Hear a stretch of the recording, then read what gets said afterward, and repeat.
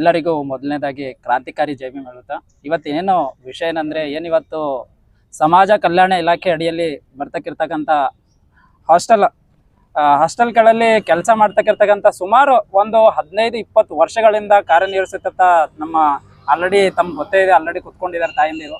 ಇವ್ರಿಗೆ ಏನಾಗ್ತಾ ಇದೆ ಅಂದ್ರೆ ಇವಾಗ 15-20 ವರ್ಷಗಳಿಂದ ಕೆಲಸ ಮಾಡ್ತಾ ಇದ್ರು ಕೂಡ ಇಲ್ಲಿ ಏನೋ ಹೈಕೋರ್ಟ್ ಆದೇಶ ಇದ್ರು, ಏನೋ 10 ವರ್ಷ ಕೆಲಸ ಮಾಡಿದವ್ರಿಗೆ ಖಾಯಂ ನೌಕರಿ ಮಾಡ್ಬೇಕಂತೇಳಿ ಹೈಕೋರ್ಟ್ ಆದೇಶನೇ ಇದೆ. ಇಲ್ಲಿ ಇರ್ತಕ್ಕಂಥ ಅಧಿಕಾರಿಗಳು ಯಾಕೆ ಇಲ್ಲಿ ಕೆಲಸ ಮಾಡ್ತಕ್ಕಂಥ ತಾಯಿಂದರಿಗೆ ಮತ್ತೆ ಇಲ್ಲಿ ಇರ್ತಕ್ಕಂಥ ಹಾಸ್ಟೆಲ್ದಲ್ಲಿ ಕೆಲಸ ಮಾಡ್ತಾ ಇರೋರಿಗೆ ಯಾಕೆ ಈ ತರ ದ್ರೋಹ ಮಾಡ್ತಾ ಇದಾರೆ ಅಂತ ನಮ್ಗೆ ಗೊತ್ತಿಲ್ಲ. ನಾವು ಮೊನ್ನೆ ಬಂದು ರಾತ್ರಿ ನೋಡಿದಾಗ ಇಲ್ಲಿ ಇರ್ತಕ್ಕಂಥ ತಾಯಿಂದಿರು ರಾತ್ರಿ ನಾನು ಬಂದು ನೋಡಿದಾಗ 1 ಗಂಟೆ ಆಗಿತ್ತು. ಅವತ್ತು ನೋಡಿದಾಗ ಇಂಥ ಚಳಿ ಬಿಸಿಲಲ್ಲಿ ಮಳೆಯಲ್ಲಿ ಇಲ್ಲಿ ಕುತ್ಕೊಂಡು ಏನಪ್ಪಾ ಈ ತಾಯಂದಿರ ಸಮಸ್ಯೆ ಅಂತ ವಿಚಾರಣೆ ಮಾಡಿದಾಗ ಇಲ್ಲಿ ಇರ್ತಕ್ಕಂಥ ಸಮಾಜ ಕಲ್ಯಾಣ ಇಲಾಖೆಯವರು ಆಗ್ಲಿ, ಇಲ್ಲಿ ಸಂಬಂಧಪಟ್ಟ ಜಿಲ್ಲಾಧಿಕಾರಿಗಳಾಗ್ಲಿ ಏನ್ ನಿದ್ದೆ ಮಾಡ್ತಾ ಇದ್ದೀರಾ ನೀವೆಲ್ಲರೂ? ಯಾಕೆ ಈ ತಾಯಂದಿರ ಸಮಸ್ಯೆ ನೀವು ಬಗೆಹರಿಸಕ್ಕೆ ಆಗ್ತಾ ಇಲ್ಲ? ದಯವಿಟ್ಟು ನಾನು ಇವತ್ತು ಬಂದು ಅಂಬೇಡ್ಕರ್ ಸೇವಾ ಸಮಿತಿ ವತಿಯಿಂದ ತಮ್ಮಲ್ಲಿ ಒಂದು ಮನವಿ ಮಾಡ್ಕೊಂತ ಇದ್ದೀನಿ. ಇಲ್ಲಿ ಇರ್ತಕ್ಕಂಥ ನೌಕರರ ಸಮಸ್ಯೆ ಆದಷ್ಟು ಬೇಗ ನೀವು ಏನಾದರೂ ಸಮಸ್ಯೆ ಬಗೆಹರಿಲಿಲ್ಲ ಅಂದ್ರೆ ನಾವು ಮುಂಬರುವ ದಿನಗಳಲ್ಲಿ ರಸ್ತೆ ತಡೆ ಹಿಡಿದು ಜಿಲ್ಲಾಧಿಕಾರಿಗಳ ಕಚೇರಿ ಮುತ್ತಿಗೆ ಹಾಕುವಂತ ಕೆಲಸ ನಾವು ಮಾಡ್ತೀವಿ. ಆದಷ್ಟು ಬೇಗ ಇಲ್ಲಿ ಇರ್ತಕ್ಕಂಥ ಕಾರ್ಮಿಕರದು ಸಮಸ್ಯೆ ಬಗೆಹರಿಸಬೇಕಂತ ತಮ್ಮ ಡೈರೆಕ್ಟ್ ಆಗಿ ನಾನು ನೇರವಾಗಿ ನಾವು ಇಲ್ಲಿ ಇರ್ತಕ್ಕಂಥ ನಮ್ಮ ಮಹಾದೇವಪ್ಪ ಸೌರ ನಮ್ಮವರಾದ್ರು ಸಚಿವರು ನಮ್ಮವರಾದ್ರೂ ಕೂಡ ಯಾಕೆ ಈ ತರ ಧೋರಣೆ ಮಾಡ್ತಾ ಇದ್ದೀರಾ? ದಯವಿಟ್ಟು ತಮ್ಮಲ್ಲಿ ನಾವು ಒಂದೇ ಒಂದು ಮನವಿ ಮಾಡ್ಕೊಂತ ಇದ್ದೀನಿ. ಇವತ್ತಿಗೆ 11ನೇ ದಿನ ಅನಿರ್ದಿಷ್ಟ ಧರಣಿ ಕೂತ್ಕೊಂಡಿದ್ದಾರೆ.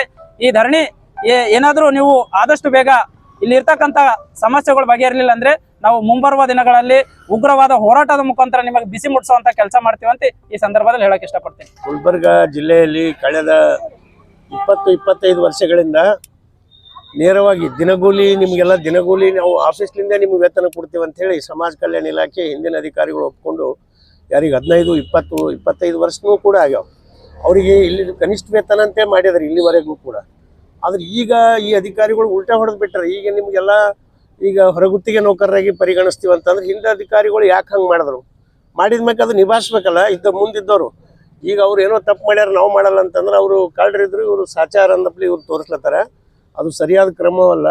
ಇವತ್ತು ಕನಿಷ್ಠ ವೇತನದ ಅಡಿಯಲ್ಲಿ ಇವತ್ತು ಮಿನಿಮಮ್ ಕ್ಷೇಮಾಭಿವೃದ್ಧಿದಾಗ ತೊಗೋಬೋದು. ಅವ್ರಿಗೆ ಭಾಳಷ್ಟು ಕೆಲಸ ಮಾಡ್ಯಾರ. ಈಗ ಅವ್ರ ವಯಸ್ಸು ಮುಗಿಲಕ್ಕೆ ಬಂದು ಏನೋ 4-10 ವರ್ಷ ಅಷ್ಟೇ ಸರ್ವಿಸ್ ಅದ. ಇಲ್ಲಿವರೆಗೆ ಹಂಗೆ ದುಡ್ದಾರೆ. ಮುಂದೆ ಎಂದಾರ ಒಂದಿನ ಸುಖ ಆಗ್ಬೋದು, ನಮ್ದು ಏನಾರ ಭವಿಷ್ಯ ಆಗ್ಬೋದು, ನಮ್ಮ ವೇತನ ಹೆಚ್ಚಿಗೆ ಆಗ್ಬೋದು, ಖಾಯಂ ಆಗ್ಬೋದು ಅಂತ ಆಸೆ ಇಟ್ಟು ದುಡ್ದಾರೆ. ಅದಕ್ಕಾಗಿ ಅವ್ರಿಗೆ ಇವತ್ತು ಕ್ಷೇಮಾಭಿವೃದ್ಧಿ ಯೋಜನೆದಾಗರ ಖಾಯಂ ಮಾಡಲ್ಲೋದನ್ನು ಕ್ಷೇಮಾಭಿವೃದ್ಧಿ ಯೋಜನೆದಾಗರ ಅಡಿಯಲ್ಲಿ ಅವ್ರು ತೊಗೋಬೇಕು. ಅವರಿಗೆ ಈಗೇನು ಬಾಕಿ ಅದ ವೇತನ 4-5 ತಿಂಗಳ ವೇತನ ಬಾಕಿ ಅದ. ಆ ಬಾಕಿ ವೇತನ ಕೂಡ ನೇರವಾಗಿ ಹಿಂದೆ ಹಂಗೆ ಕೊಟ್ಟಿರೋ ಅದೇ ವೇತನ ಕೊಡಬೇಕು. ಅವರಿಗೆ ಪೂರ್ತಿ ವೇತನ ಕೊಡಬೇಕು. ಅದ್ರಾಗೆ ಅವರು ಟೆಂಡರ್ ಮೂಲಕ ಹಾಕ್ತೀವಿ ಅಂದ್ರೆ ಅದು PF ಅದು ಕಟ್ ಮಾಡ್ತಾರೆ. ಅದೇನು ಇವ್ರಿಗೆ ಜಮಾ ಆಗಲ್ಲ. ಅದಕ್ಕಾಗಿ ಪೂರಾ ಏಟದ ಅಟ್ಟು ಇವ್ರಿಗೆ ಟೋಟಲ್ 21,000 ಪಗಾರ ಅದ. 21,000 ನೇರವಾಗಿ ಇಲಾಖೆಯಲ್ಲಿ ಕೊಡ್ಲಿ ಏನಾಗ್ತದೆ? ಇಷ್ಟು ವರ್ಷ ಕೊಡ್ಲಾಕ್ ಬಂತು, ಈಗ ಯಾಕೆ ಬರಲ್ಲ?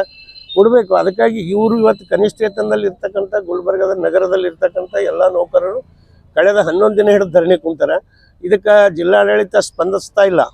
ಮೊನ್ನೆ ಅಲ್ಲಂಪ್ರಭು ಪಾಟೀಲ್ ಬಂದು ಇವ್ರಿಗೇನು ಆಶ್ವಾಸನೆ ಕೊಟ್ಟು ಹೋಗ್ಯಾರ ಅಷ್ಟೇ. ಆಶ್ವಾಸನೆ ಕೊಟ್ಟಿರೋದು ಹೋರಾಟ ಮುಗಿಯಲ್ಲ. ಅವ್ರ ಬೇಡಿಕೆ ಈಡೇರುವವರೆಗೂ ಕೂಡ ಹೋರಾಟ ಮುಂದುವರಿತದೆ. ಆ ಹೋರಾಟಕ್ಕೆ ನಮ್ಮ ಹಾಸ್ಟೆಲ್ ನೌಕರರ ಹೊರಗುತ್ತಿಗೆ ನೌಕರರ ಸಂಘನೂ ಕೂಡ ಬೆಂಬಲ ಕೊಡ್ತದೆ.